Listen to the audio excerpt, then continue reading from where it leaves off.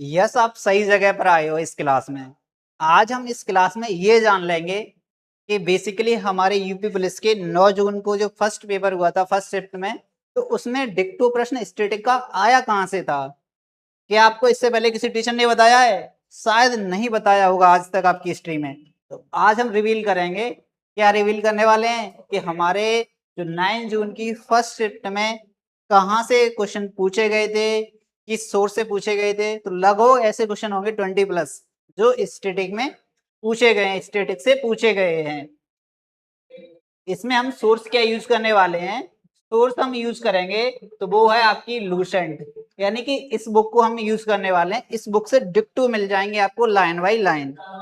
ठीक है, तो आप यानी पूरी कंप्लीट वीडियो को इसको करेंगे तो आपको पता चल जाएगा कि कौन सा प्रश्न कहां से आता है।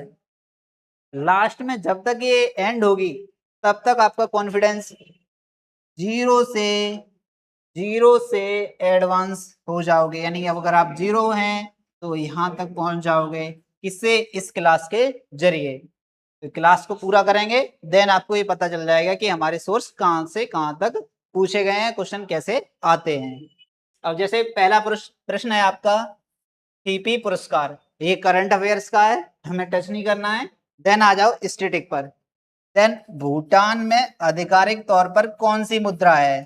ठीक है, प्रश्न है भूटान में आधिकारिक तौर पर कौन सी मुद्रा है?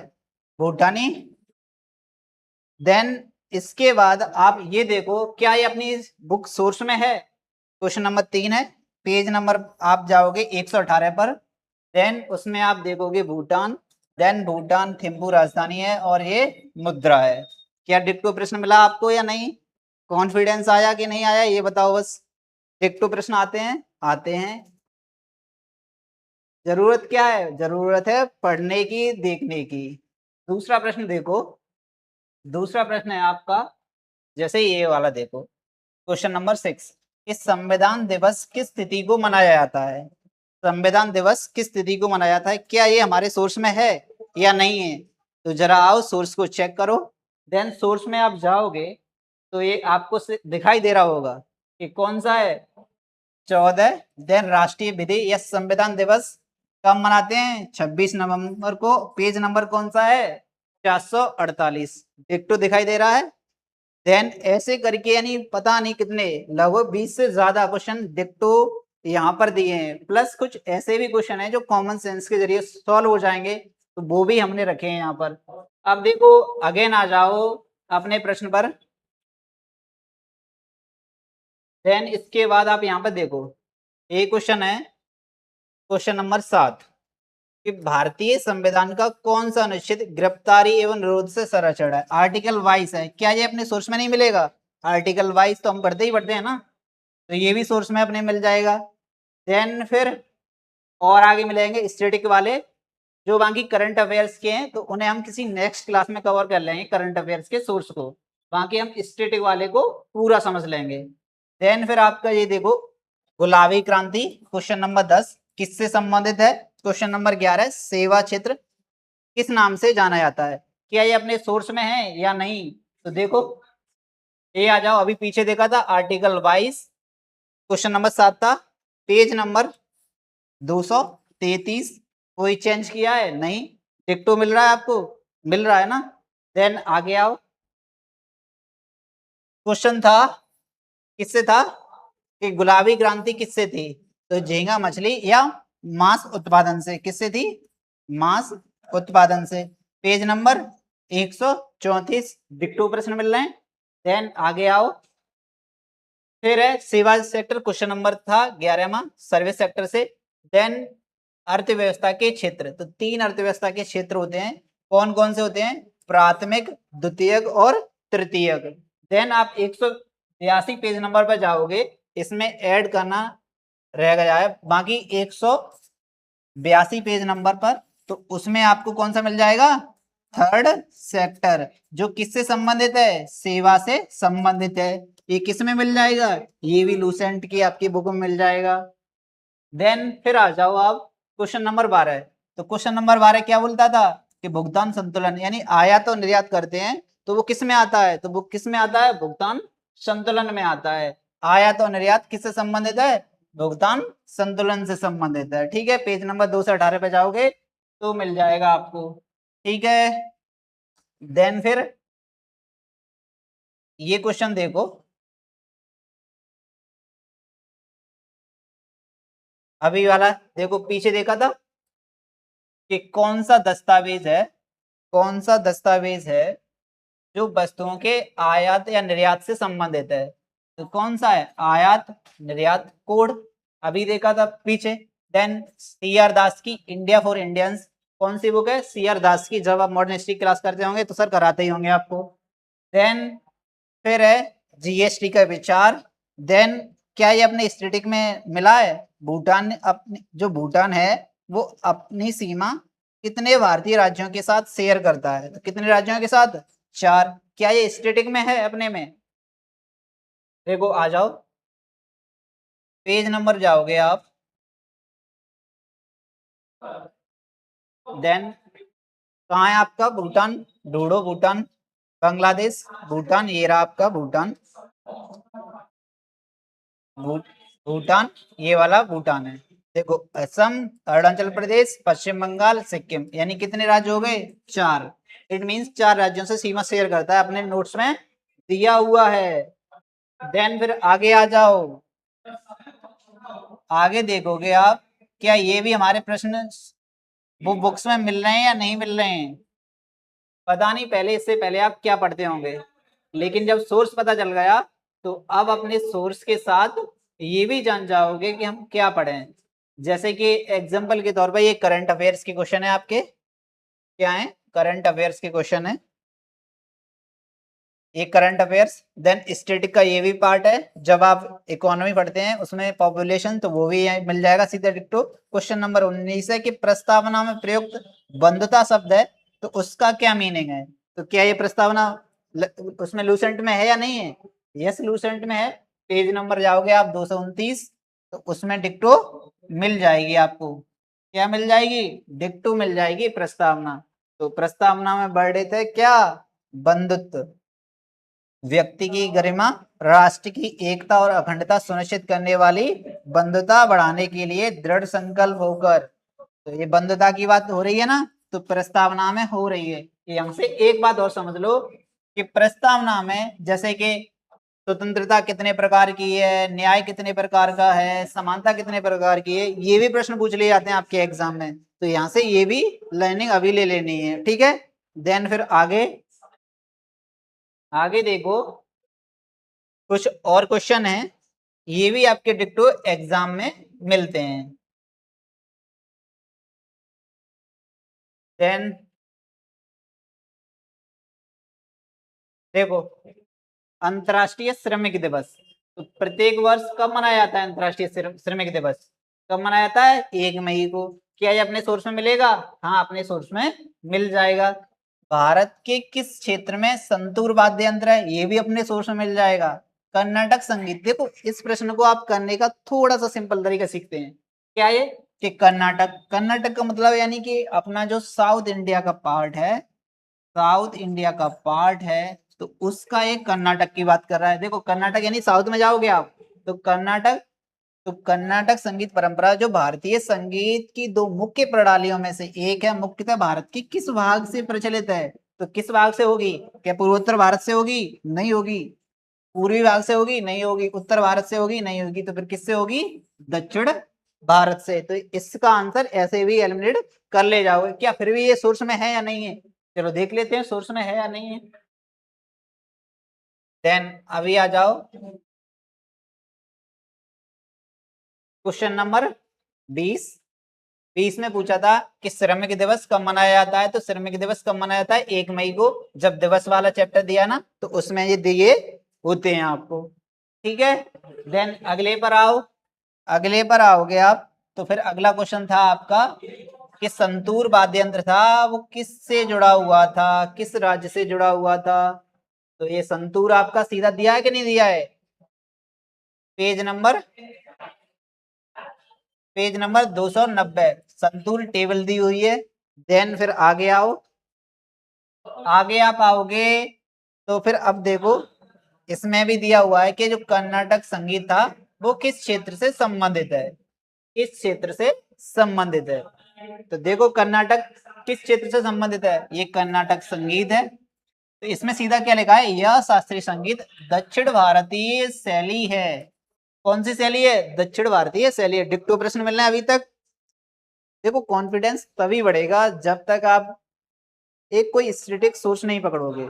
अपने आप एक स्टैटिक सोर्स पकड़ो, उसको मल्टीपल टाइम रिवाइज करना है, अगेन एंड अगेन। क्वेश्चन इसी से आएंगे, अपने नहीं बनेंगे तो किसी के नहीं बनेंगे, ये कॉन्फिडेंस रखना है। देन फिर कुछ और प्रश्न है, उनको हम देखते हैं कि ये भी हमारे सोर्स में है या नहीं। आंसर तो बाकी इसमें हम स्पीड से क्यों चल रहे हैं, आंसर तो पहले से आपको पता ही है इन सबके, बस हमें सोर्स देखना है।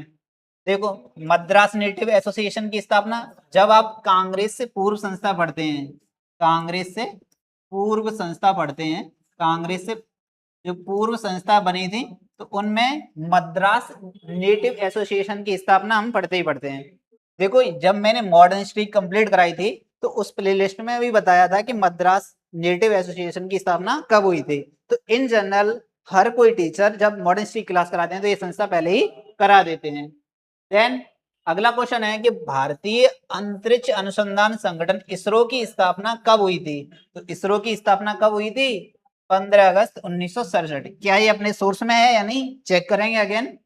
देन और देखो लक्षद्वीप जो द्वीप समूह है वो किस सागर में स्थित है। तो किस सागर में स्थित है आपको पता ही होगा, अरब सागर में है या फिर बंगाल की खाड़ी में है। तो किस में है, किस में है लक्षद्वीप, किस में है, अरब सागर में। देन क्या ये अपने सोर्स में है या नहीं है, ये भी चेक करेंगे। देन ये करंट अफेयर्स का क्वेश्चन है, तो आ जाओ सोर्स को वन बाई वन चेक करते हैं। देन इस पर आओ आप। अब देखो इसमें क्या लिखा नहीं है कि जो इसरो है तो इसरो की स्थापना कब होती है, 15 अगस्त 1969 में होती है। कब होती है, 15 अगस्त 1969 में होती है। ठीक है। देन फिर नेक्स्ट में आओगे आप। तो नेक्स्ट देखो इसमें क्या लिखा है, जो लक्षद्वीप समूह है, लक्षद्वीप समूह है वो किस में स्थित है, तो अरब सागर में स्थित है। डिक्टो पेज नंबर आप 124 पर जाओगे तो आपको सीधा मिल जाएगा। तो अपने सोर्स से आ रहा है तो फिर क्या जरूरत है मल्टीपल टाइम्स कुछ अदर्स पढ़ने की, इसी को अगेन एंड अगेन रिवाइज करोगे आप। देन कुछ और प्रश्न है, इनको भी ट्राई करते हैं वन बाई वन। तो आ जाओ। अब देखो कुछ प्रश्न है कि महाराणा प्रताप और अकबर की सेनाओं के बीच लड़े गए युद्ध किस नाम से जाना जाता था, एक युद्ध स्थल था, कौन सा था। प्रसिद्ध चित्तौड़ किला किस राज्य से संबंधित है या किस राज्य में स्थित है, ये समझना है। ये यूनेस्को विश्व धरोहर है। ऐसे क्वेश्चन है कुछ छोड़ने वाले तो वो भी हैं इसमें, बाकी अगर आपने स्ट्रीम पढ़ा हो तो ठीक, नहीं तो अगर स्किप कर दें तो भी कोई नेगेटिव मार्किंग नहीं थी। फिर एक ही बात आती है, या तो तुक्का लगाओ सही जाएगा या तो फिर गलत जाएगा। अब इन दोनों की सोर्स देख लो, दोनों के सोर्स देखो आप।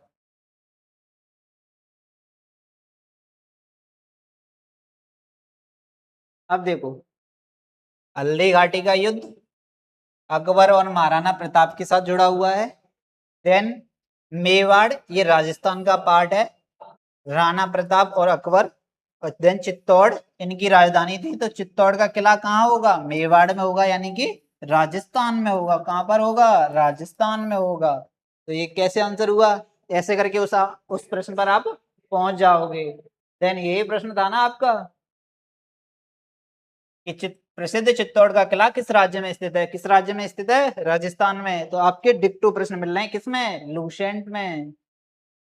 देन अब आगे और देखो कुछ प्रश्न है, इन प्रश्न को समझो। अब देखो एक करंट अफेयर्स का प्रश्न है आपका, बुद्ध बनने से पहले, ये स्टैटिक का है, बुद्ध बनने से पहले सिद्धार्थ गौतम की पत्नी का क्या नाम था। क्या ये अपने स्टैटिक में है या नहीं है, सिद्धार्थ की पत्नी का क्या नाम था? ऑब्वियसली अपने स्टैटिक में है, तो देखो अपने स्टैटिक में है, किस पेज नंबर पर है, कहाँ है? देखो आ जाओ पेज नंबर,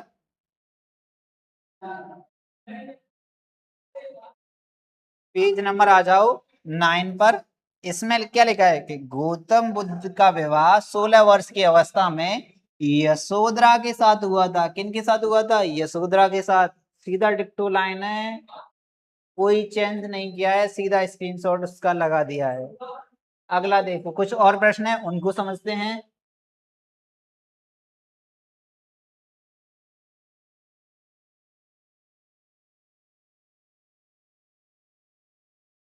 अब इस प्रश्न को देखो, इनमें कुछ हम देखते हैं स्टैटिक में।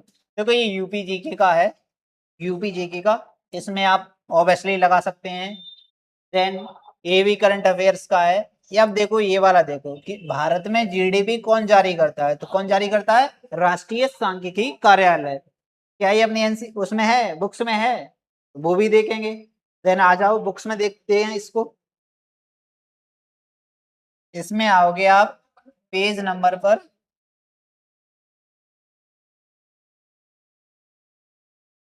देन ये आपको दिखाई दे रहा है पेज नंबर 186। कौन सा पेज नंबर है? 186। उसमें क्या लिखा है? सीधा एनएसओ, इसका ऊपर का पार्ट है, तो उसका ऊपर का पार्ट देखोगे तो उसमें लिखा है एनएसओ। तो एनएसओ किसकी जीडीपी की रिपोर्ट जारी करता है? पेज नंबर 186 पर ही जाओगे आप, वो मिल जाएगा आपको, ठीक है। देन फिर कुछ और प्रश्न है, इनको ट्राई करते हैं। ये भी आपके सोर्स में है, तो कहां पर हैं इनको हम समझेंगे वन बाई वन। तो कहां पर हैं? देखो अब ये है, कौन सा अलैंगिक जनन विधि नहीं है? आपको ये पता चल जाए कि लैंगिक कौन सी विधि है, लैंगिक कौन सी विधि है, तो क्या लगा नहीं पाओगे? तो निषेचन है, वो आप जब बायोलॉजी पढ़ते हैं ना, तो उसमें मिल जाता है क्या कि अलैंगिक जनन विधि। देन फिर आमतौर पर लाफिंग गैस है, इसको तो अक्सर आप पढ़ते ही पढ़ते होंगे कि लाफिंग गैस कौन सी है, ये भी अपने सोर्स में है फिर भी। देन फिर अगला है, ये करंट अफेयर्स का है कि कब इसका उद्घाटन होता है। तो आ जाओ इनके सोर्स भी चेक कर लेते हैं। देखो इसमें आ जाओ आप, अब इसमें क्या लिखा है? निषेचन। जब इससे ऊपर जाओगे तो उसमें क्या लिखा है? लैंगिक जनन कौन कौन से होते हैं, तो उनसे लिखा है क्या? निषेचन। तो निषेचन किस में आएगा? लैंगिक जनन में आएगा। तो इससे आप एलिमिनेट कर सकते हो कि हमारा ये नहीं होगा, बाकी ये तो सब होंगे, तो इसका राइट आंसर क्या हो जाएगा? निषेचन, ठीक है। देन फिर आगे, आगे आप अगले प्रश्न पर आओगे, तो अगले प्रश्न में देन ये भी सोर्स है आपका, क्या कि नाइट्रस ऑक्साइड क्या है? तो ये जब आप केमिस्ट्री पढ़ते हैं ना, तो उसमें नाइट्रस ऑक्साइड क्या होती है, एक गैस के बारे में बताया जाता है। और यहाँ पर हाँ ये नहीं दिया है कि लाफिंग गैस है या नहीं है, लेकिन लाफिंग गैस को हम अक्सर पढ़ ही लेते हैं, ठीक है। देन फिर आगे, यानी यहाँ पर हमारे ये लगभग 17 क्वेश्चन होते हैं वो सॉल्व होते हैं, ठीक है। लगभग कितने? 20 प्लस क्वेश्चन सॉल्व होते हैं। ये हमारी यूपी पुलिस 9 जून की फर्स्ट शिफ्ट थी। कौन सी? यूपी पुलिस 9 जून की फर्स्ट शिफ्ट थी। होप आपका ये टॉपिक्स पूरा क्लियर हुआ होगा। अगर आपको कैसा भी इनिशिएटिव, अगर ये इनिशिएटिव कैसा भी लग रहा है, तो अपना ओपिनियन कमेंट में अवश्य दें। हाँ, वीडियो को लाइक अवश्य करें, क्योंकि यूट्यूब का एल्गोरिथम ऐसा ही काम करता है, जब तक आप लाइक नहीं करोगे तब तक वो हमें पुश नहीं करेगा। तो आपकी रेस्पॉन्सिबिलिटी है लाइक करना, देन बताना अपने ओपिनियन किसमें, इसमें बताना है कि क्या हमारा जो इनिशिएटिव है कैसा लग रहा है आपको। आज के लिए इतना ही, थैंक यू, नमस्ते, हंसते रहिए, मुस्कुराते रहिए, बाय बाय, जय हिंद।